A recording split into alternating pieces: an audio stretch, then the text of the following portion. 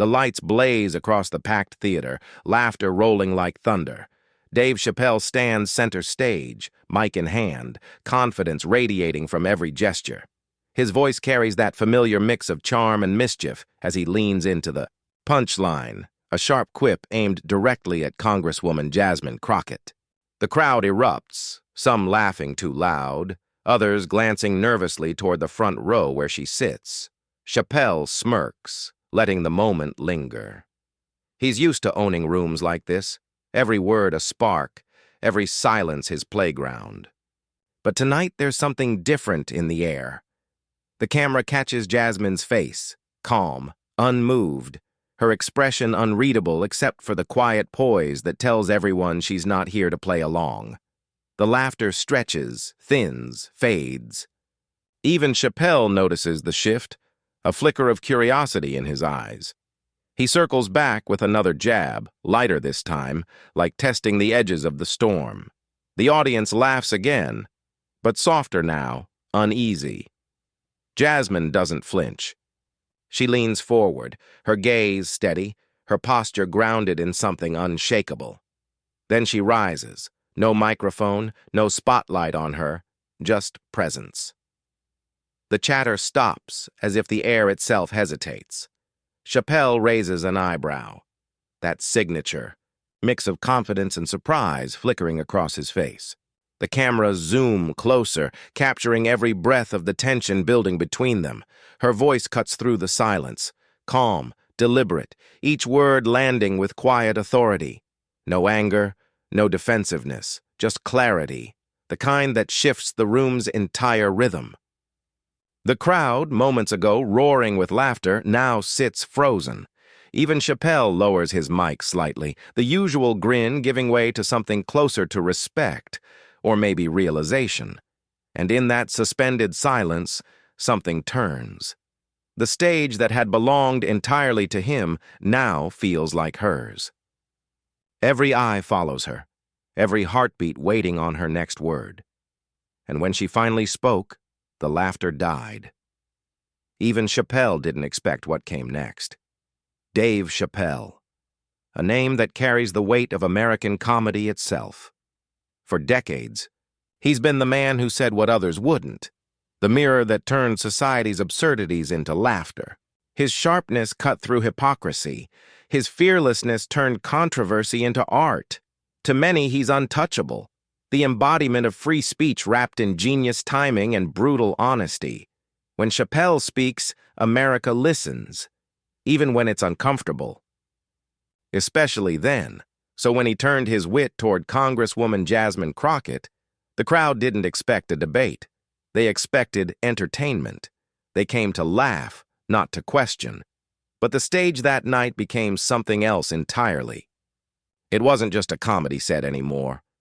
It was a collision of two truths, the power of humor and the dignity of representation. Because Jasmine Crockett isn't just another name in politics. She's fire in heels, a woman who built her career, defying expectation, challenging every frame that tried to contain her, unapologetic, sharp-tongued. But beneath that steel lies purpose. The kind born from knowing exactly what it means to be underestimated, mocked, dismissed. Her fight was never just about policy. It was about presence, and that's what made this moment so electric. Chappelle's joke wasn't just a line. It was a test. Could she take it? Would she laugh along? Or would she, as so many before her, swallow the sting behind a polite smile? But Jasmine didn't shrink. She didn't hide behind grace or humor. Her stillness was its own rebellion, the quiet confidence of someone who's been laughed at before and learned that the truth doesn't need volume to be heard. The room began to feel it too, that this wasn't just about one comedian and one congresswoman. It was about something bigger, the eternal tug-of-war between those who use laughter to challenge and those who live the challenge every day. Somewhere in the crowd, a man crossed his arms, his laughter gone. A woman nodded slowly, eyes locked on Jasmine. Chappelle's smirk faltered for a split second, sensing that what had started as a lighthearted roast had turned into something weightier. Because when comedy meets conviction, one must bend. And in that theater, the air grew thick with the realization that maybe, just maybe, the joke had found its match. Crockett wasn't angry. That's what disarmed everyone most. She didn't throw the insult back. She absorbed it, transformed it. Her silence wasn't weakness. It was preparation. You could feel it. That poised inhale before the storm. This was no longer entertainment. It was revelation disguised as confrontation, the kind that exposes what laughter often hides. The crowd, caught between amusement and awakening, didn't know which way to turn. Was this still funny? Or had the line been crossed into something that demanded reflection? And that was the brilliance of the moment.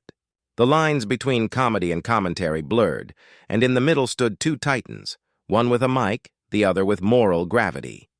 Because when the world laughs at your truth, you have two choices: shrink or stand taller than the joke itself. Dave Chappelle had built an empire on truth-telling, or at least his version of it. For years, he had been the man who dissected America's contradictions with surgical precision. From racial double standards to political hypocrisy, he'd turned discomfort into currency. His stage was a battlefield, and his weapon was wit, a blade so sharp it drew blood before the laughter even started. Audiences loved him for it. They called him fearless, a philosopher with a punchline. But beneath the applause and roaring laughter, something darker often lingered, the uneasy truth that not everyone was laughing for the same reason. Some saw reflection, others saw permission, and sometimes his humor didn't challenge the powerful. It comforted them. The camera cut between faces that night, some red with laughter, some frozen mid-grin, unsure whether to laugh or to listen. A middle-aged man in the front row slapped his knee. Behind him, a young woman folded her arms, her smile fading as she caught Jasmine's steady gaze. Chappelle's joke hung in the air, echoing beyond comedy, the kind that makes people wonder if they're complicit just for laughing. He had always thrived in that gray area, where the line between satire and scorn blurred into something intoxicating. To Chappelle, offense was proof of impact. He didn't fear backlash. He wore it like armor. "If they're mad," he once said in an interview, "it means they were listening." But what happens when the listening turns into reckoning? Flashes of his past filled the montage, the infamous sketches that reshaped how America talked about race, the interviews where he dismissed critics with smirking brilliance, the moments he walked away from Hollywood itself to preserve his voice. Each clip painted the picture of a man who never lost a battle of words. A man unafraid to be the villain if it meant owning the room, and yet that same confidence was now becoming his blind spot. Because in the crowd that night sat someone who didn't come to laugh. Jasmine Crockett wasn't another politician trying to look cool by sitting front row at a Chappelle show. She was the quiet storm, a mirror he didn't see coming. As Chappelle leaned into his rhythm, every joke was a punch thrown in familiar rhythm, power disguised as performance. But power, when unchecked, has a way of becoming predictable. His laughter filled the hall like thunder, commanding, undeniable, but also, for the first time, slightly hollow. Humor had always been his shield. It let him question authority without being questioned himself. It gave him control over narrative, over discomfort, over truth itself. But this moment, this target, was different. Jasmine represented something that even his comedy couldn't quite contain. A new generation unwilling to be the butt of the joke. The audience began to feel that shift. The laughter softened, unsure. Chappelle, ever perceptive, sensed it too. He leaned harder into his charm, smirking, improvising, the showman refusing to lose the crowd. But the more he spoke, the more it became clear that this wasn't about cleverness anymore. It was about control, who had it, who lost it, and who refused to play by the old rules. Because humor, when wielded carelessly, can blur into dismissal, and dismissal is the quietest form of disrespect. For years, Chappelle had stood as the truth-teller in a world of pretenders. But tonight, under the lights, it felt like his truth was being tested by another.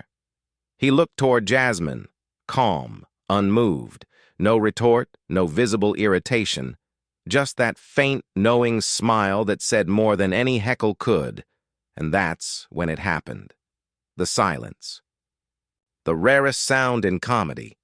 Not heckling, not laughter, just a room holding its breath.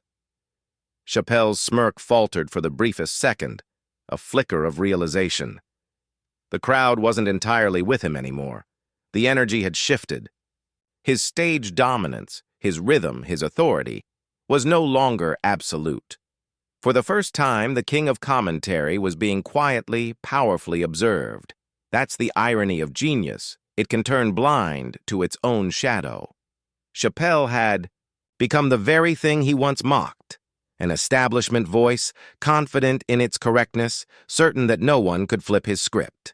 But the truth about power is that it only takes one person, one presence, to expose its cracks. He thought this would be another easy laugh, until Jasmine flipped the meaning of the joke itself. Before that night on stage, before the cameras turned and the world saw her rise with quiet command, Jasmine Crockett had already been through storms that would have broken most. Her story didn't start in marble halls or television studios. It began in a neighborhood where people learned to fight for what they loved, not because it was easy, but because survival demanded it. She wasn't born into privilege. She built her strength from the ground up, one hard-earned victory at a time. Long before Congress knew her name, she was a defense attorney, the kind who stayed late in dimly lit offices, surrounded by stacks of files and the faces of people society forgot. She fought for the voiceless, the wrongly accused, the underpaid, the overcharged. Her opponents often underestimated her, mistaking empathy for weakness. They'd smirk across the courtroom as if her passion were naivete. But the thing about Jasmine was, she never argued for applause. She argued for truth. In those early years, bias wasn't an obstacle. It was the atmosphere. Judges interrupted her mid-sentence. Journalists described her tone before her ideas. Men twice her age questioned her right to be in the room. Still, she never yelled, never bowed. She learned the power of calm precision, how to let silence carry more weight than noise. There was one case that defined her grit. A young man falsely accused of assault, no evidence but his skin color and a system eager for an easy answer. The courtroom was packed. The prosecution smiled as if the verdict was already sealed.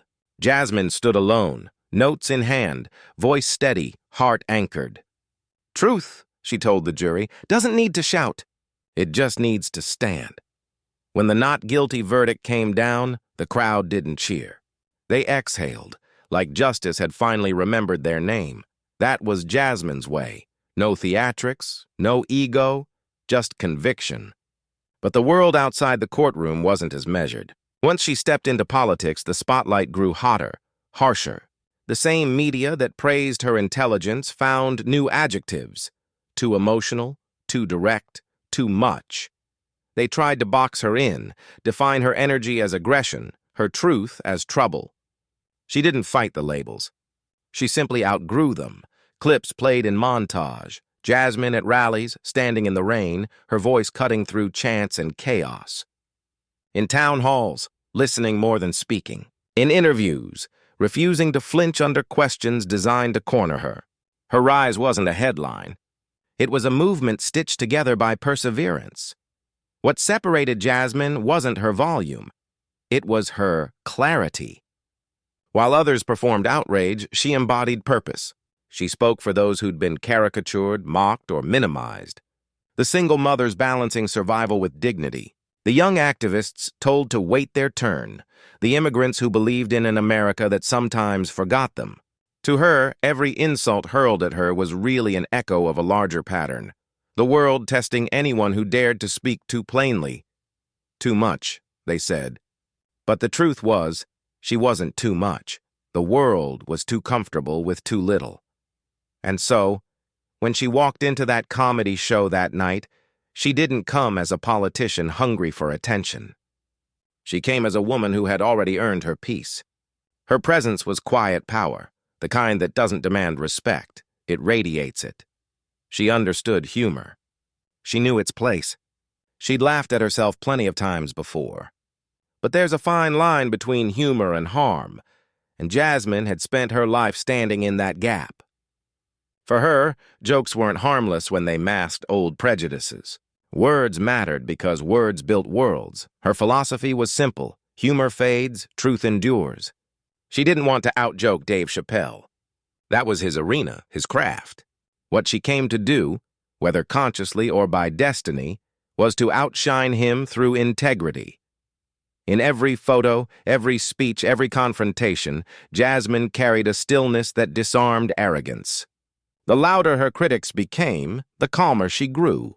Because power, real power, doesn't always announce itself. Sometimes it simply waits, patient, steady, inevitable.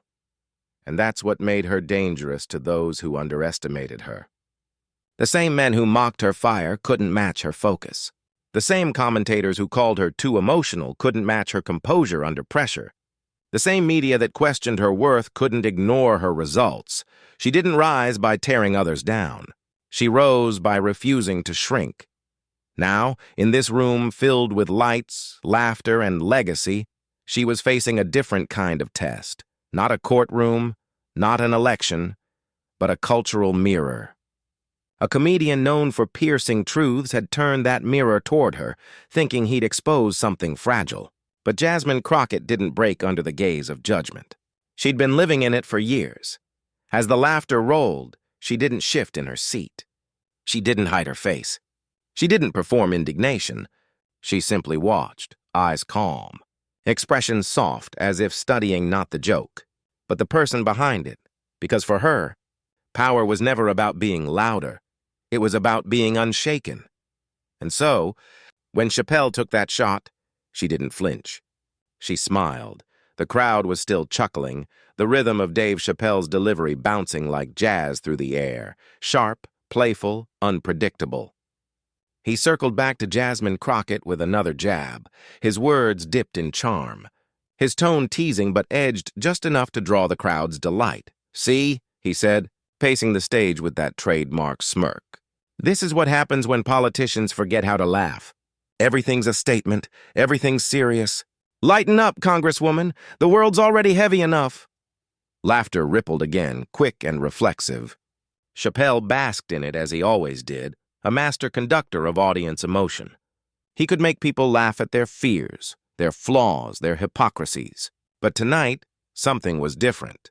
There was someone in the room who wasn't performing for approval, someone whose silence spoke louder than the noise around her. Jasmine sat still. No defensive grin, no nervous glance. Her eyes stayed fixed on him, not with anger, but with understanding. The kind that unnerves you because it sees through the joke to the intent behind it, Chappelle noticed. He paused mid-step, sensing that the laughter wasn't quite landing the same way anymore.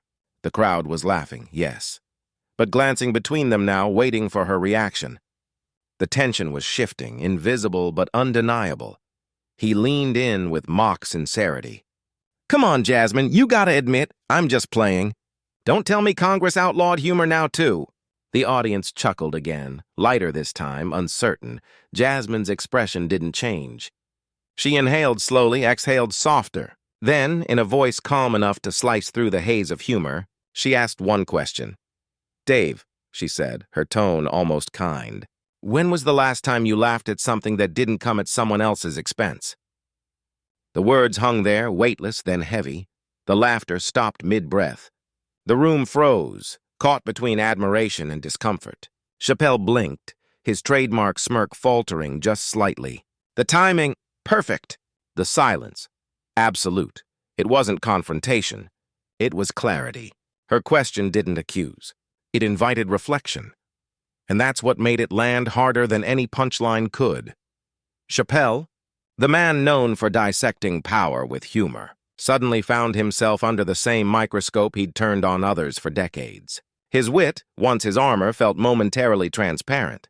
He tried to chuckle it off. "That's a good one," he muttered, pacing again, searching for rhythm. "That's deep. You should write for me." The audience laughed again, but this time it wasn't the same sound. It was thinner, more tentative, like everyone knew something had shifted but couldn't quite define it. Jasmine didn't move. Her calm was electric now, not defiance, not victory, just presence. She didn't need to chase the moment. She was the moment. The cameras caught it all. Chappelle's brief hesitation, the crowd's uncertain faces, the stillness of a woman who had mastered the art of restraint. He tried again, joking to diffuse it. "I mean, you gotta admit, politicians give us too much material. You make it easy." A few chuckles. Not enough.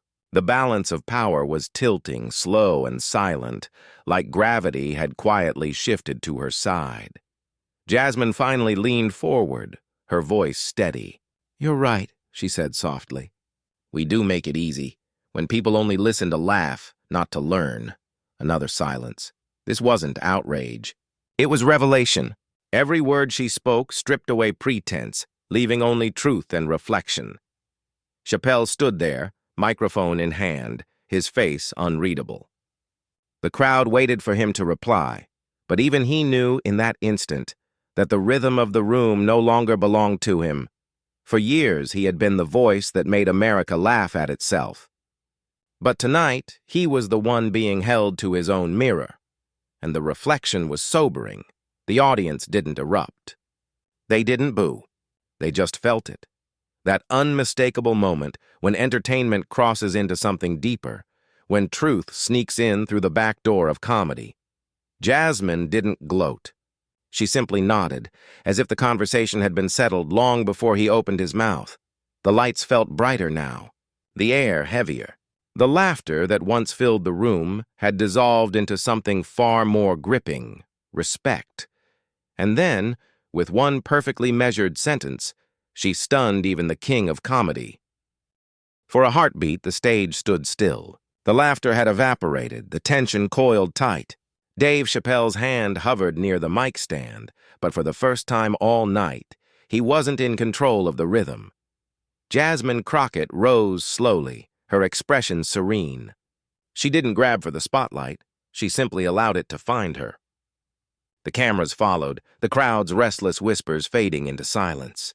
When she finally spoke, her tone carried the calm precision of someone who didn't need to shout to be heard. "You know, Dave," she began, "you're one of the few people who can make America laugh at its own reflection. That's power. But what happens when that reflection stops being funny and starts looking like truth we don't want to face?" The room quieted further, a murmur running through the front rows. Chappelle tilted his head slightly, curious, guarded, unsure whether she was teasing or teaching. She continued, voice steady. "You said politicians need to lighten up.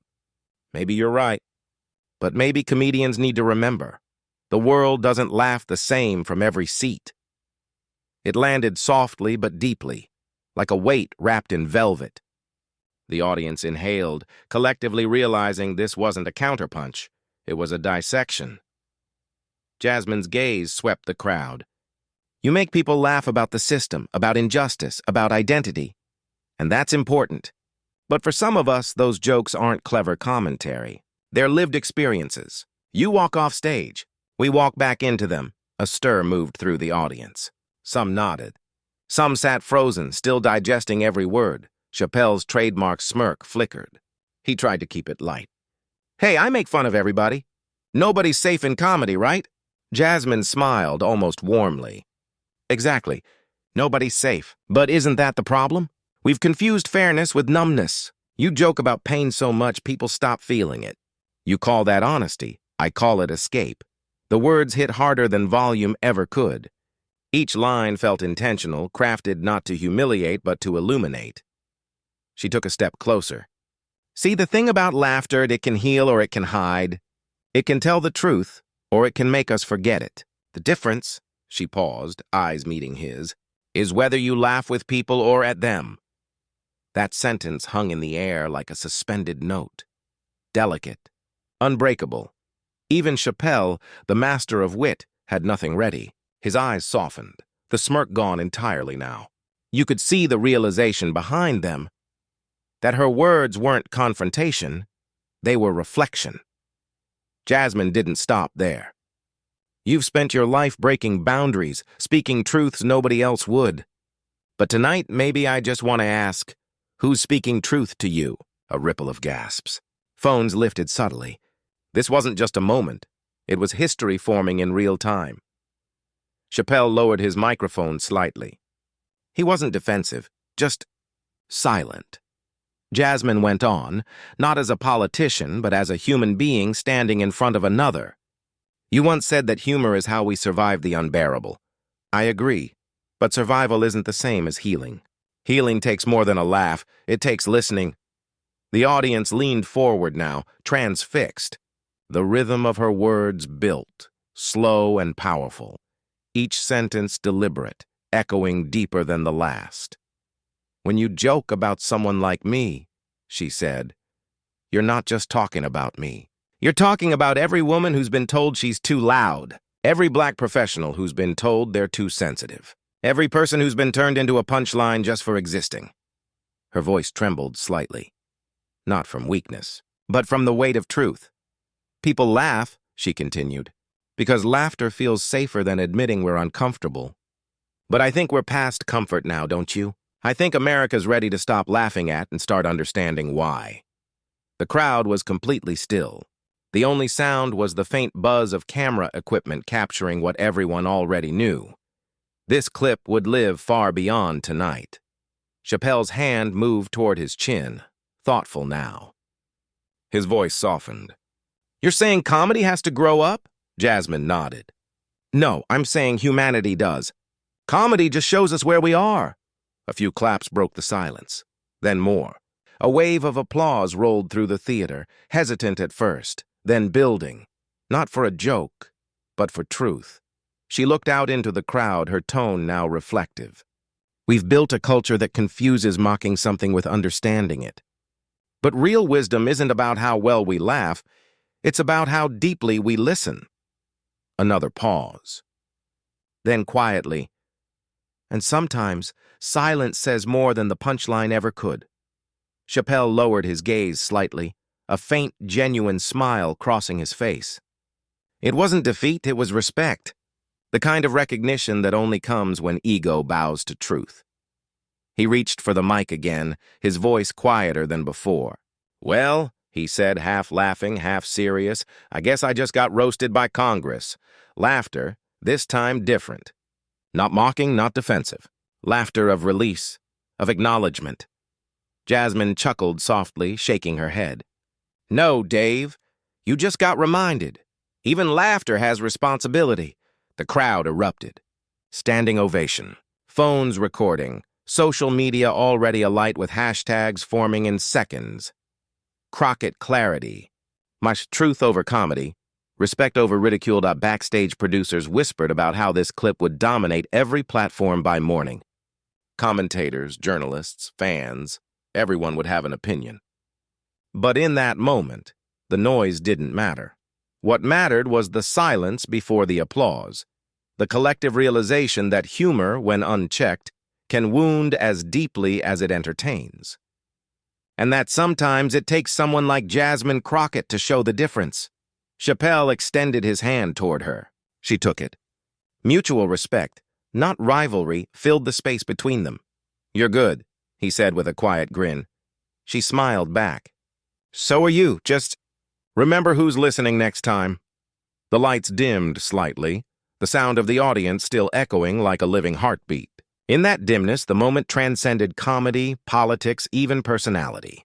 It became something else, a reflection of where the culture stood and where it could go next. Because for once, laughter didn't win the night. Truth did, and what happened next turned a comedy show into a cultural awakening. By sunrise, the clip had already taken on a life of its own. Within hours, every major platform, YouTube, TikTok, X, Instagram, was ablaze with one moment. Jasmine Crockett's calm, composed verbal masterclass against one of the most untouchable figures in comedy. Hashtags trended like wildfire. 'Cause Crockett claps back. Has truth over comedy. Respect Jasmine. Even people who hadn't seen the full exchange knew something big had happened. The thumbnail alone, Chappelle's stunned silence opposite Jasmine's steady gaze, became a symbol, a meme, a modern David and Goliath image in the digital age. Clips flooded feeds in every format imaginable. Slow-motion edits of her line, "You laugh to escape, I laugh to endure," echoed over cinematic music tracks. Fan compilations cut between her speech and historical moments of civil courage. Rosa Parks, sitting firm, Muhammad Ali standing tall, Angela Davis speaking truth to power. Podcasts dissected every second of her phrasing. One host declared, "This wasn't a clapback, it was a cultural mirror." Another chimed in, "It's the moment humor met humility, and humility won." Even the late-night circuit couldn't resist. Some hosts played the clip as both a punchline and a prophecy. Proof that the line between entertainment and enlightenment was thinner than ever. Jimmy Kimmel joked, "Dave met his match, and she brought congressional composure to a comedy club." Trevor Noah, more reflective, said, "What Jasmine did wasn't about canceling comedy. It was about redefining it." Across the country, people debated in comment sections, living rooms, and workplaces. Some saw Jasmine as the voice of reason, the embodiment of grace under fire, proof that intellect could outshine wit. Others felt uneasy, not because she was wrong, but because she was right, and that rightness made them question what they'd been laughing at for years. One viral tweet summed it up perfectly. Chappelle made people laugh about pain. Jasmine made people feel it again. The discourse split into tribes, comedians defending the sanctity of free speech, activists celebrating the evolution of accountability, and everyday viewers caught somewhere in between, simply moved by the authenticity of it all. A trending Reddit thread read, "This wasn't a takedown. It was a reckoning." A YouTube comment with 100,000 likes said, "She didn't destroy him, she elevated him and us." The virality wasn't just about shock, it was about resonance. People saw in Jasmine what they'd long been missing in public discourse: courage without cruelty, truth without theatrics, strength without shouting. Soon, think pieces emerged. The Atlantic ran the headline, "When Comedy Meets Consequence, Jasmine Crockett's Viral Lesson on Listening." The Washington Post called it the rare moment when political grace outshone performative outrage. Even Chappelle's fan base began to fracture, not out of betrayal but introspection. Clips of him smiling afterward, shaking Jasmine's hand, were replayed as proof that even he understood something bigger had happened. On social media, a quieter movement began. Creators, comedians, and commentators alike re-examining their own words. One stand-up comic posted, "Maybe it's time we stop mistaking boldness for brilliance." Another wrote, "She didn't kill comedy. She reminded us why it mattered." Meanwhile, Jasmine herself stayed silent for nearly 24 hours. No posts, no interviews. That silence only amplified her mystique. Every network anchor wanted a quote, but she waited, letting the world talk itself into reflection first. When she finally did speak, in a brief statement on her Instagram, it wasn't boastful. Just a single line beneath a black and white photo of her walking off stage. "Listening is louder than laughter." It was shared millions of times within hours. Students quoted it in classrooms. Activists used it at rallies. Professors called it the thesis of modern communication. And somewhere between the applause and the arguments, something shifted. A collective sense that this moment was more than viral. It was historic. Because for once, virality wasn't built on outrage or humiliation. It was built on dignity. The noise of the internet churned on. Debates, reaction videos, memes, remixes. But beneath all of it, a deeper hum began to grow. A hum of self-awareness. a question that refused to fade. What if we've been laughing to avoid healing? From talk shows to Twitter threads, one truth began to echo louder than the hashtags themselves. Laughter, powerful as it is, isn't always strength. Sometimes it's the mask we wear to hide from it. And in that realization, uncomfortable, necessary, undeniable, the world saw Jasmine not just as a congresswoman or a debater, but as a mirror that made a generation stop scrolling, stop laughing, and start thinking. But beyond the noise, one truth began echoing. Laughter isn't always power. In the days that followed, the moment replayed on every screen, not because of the laughter, but because of the silence that came after it. A silence that said more than any punchline ever could. For Dave Chappelle, that pause became its own kind of poetry. A stillness born from recognition, not defeat. The man known for commanding rooms with laughter stood motionless, processing something deeper. His silence wasn't humiliation. It was humility. It was power meeting principle, and realizing they could coexist. For Jasmine Crockett, that same silence was a crown. She hadn't raised her voice, hadn't fought for applause. She had simply spoken with conviction so calm it reshaped the room. In a world where outrage is often mistaken for strength, her composure became a revelation. That real courage doesn't need to shout. Clips of her response began circulating again, but this time with a different tone. No dramatic edits, no booming music, just her voice, clear and unwavering. Teachers played it in classrooms.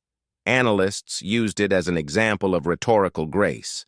Parents sent it to their children as a model of dignity in disagreement. Because it wasn't just about her words, it was about how she said them. Each syllable carried the weight of restraint, compassion, and truth. That blend, intellect softened by empathy, became the lesson America didn't know it needed. The moment forced people to look beyond the viral theater and ask a harder question. When did discourse become entertainment? When did listening become weakness? For too long, America had been a nation hooked on spectacle, addicted to outrage, applause, and the comfort of choosing sides. But Jasmine's quiet defiance reminded everyone that progress doesn't come from who yells the loudest. It comes from who listens the hardest. And that's what made her presence unforgettable. She represented something rare, the kind of leadership rooted not in ego, but in empathy. The strength to absorb criticism without surrendering grace. The patience to face mockery without losing message. Political pundits called it the Crockett Doctrine, a new model of power built on stillness, reason, and conviction. Others called it the rebirth of respect. Whatever the term, it captured a longing the nation had been missing, the hunger for dialogue that heals rather than divides. Even Chappelle seemed to recognize it. Days later, during a stand-up set in Chicago, he referenced the encounter. Not defensively, but reflectively. "I thought I was being clever," he said, smiling faintly. Turns out she was being wise. The crowd laughed softly, not mockingly, but knowingly. It was the kind of laugh that comes when humor and humility finally meet halfway, and that's where the true resolution lived. Not in victory, not in defeat, but in transformation. Both figures walked away changed, and so did the audience. What began as a joke ended as a meditation on meaning, on humanity, on the fine line between speaking truth and performing it. Because in that single exchange, the old rules of dominance cracked. The measure of intelligence shifted from wit to wisdom, from noise to nuance. People began to remember that conversation isn't a competition, it's a collaboration. That disagreement doesn't demand disrespect. That truth doesn't lose its power just because it's spoken softly. In that light, Jasmine Crockett's calm became something larger than a viral moment. It became an archetype, the image of modern leadership, courageous, composed, compassionate. the kind that doesn't destroy opponents but invites them to think. America watched, replayed, and reflected, realizing that this wasn't just entertainment, it was a cultural checkpoint, a reminder that empathy and clarity are not opposites of strength, they are strength. And perhaps that's the moral hidden, inside the laughter, the silence, and the applause that followed. That in an age of noise, the bravest act is still to speak softly and mean it. Because sometimes the quietest voice is the one history remembers. The replay begins, that moment frozen in time. Jasmine Crockett, standing steady under the lights, eyes unwavering, voice measured as she delivered the line that silenced the room. No anger, no performance, just truth, so clear it cut through the noise like light through smoke. For a split second, the laughter died. And in that silence, something shifted, not just in the room, but in everyone watching. Because what she did wasn't about winning an argument. It was about redefining power. Her composure showed what intellect looks like when paired with integrity, what courage looks like when wrapped in grace. In a world obsessed with being loud, she reminded us that stillness can be its own kind of strength, the kind that doesn't demand attention. It earns respect. Dave Chappelle, once the center of every laugh, stood quietly, not defeated, but enlightened. It wasn't a clash of egos anymore. It was the meeting of two truths, one that jokes and one that stands. And in that meeting, dignity won. Because real power doesn't shout. It doesn't mock. It moves. So if you felt that, if you believe the strongest voices don't always need to yell, share this moment. Let it echo beyond the screen. Share this if you believe real power isn't loud. It's honest. Because in the end, that's what Jasmine Crockett taught America that night. That the calmest person in the room can still change the world. And as the lights dim, the applause fades and the clip loops again across millions of screens. One truth remains. Sometimes, the most powerful sound is silence.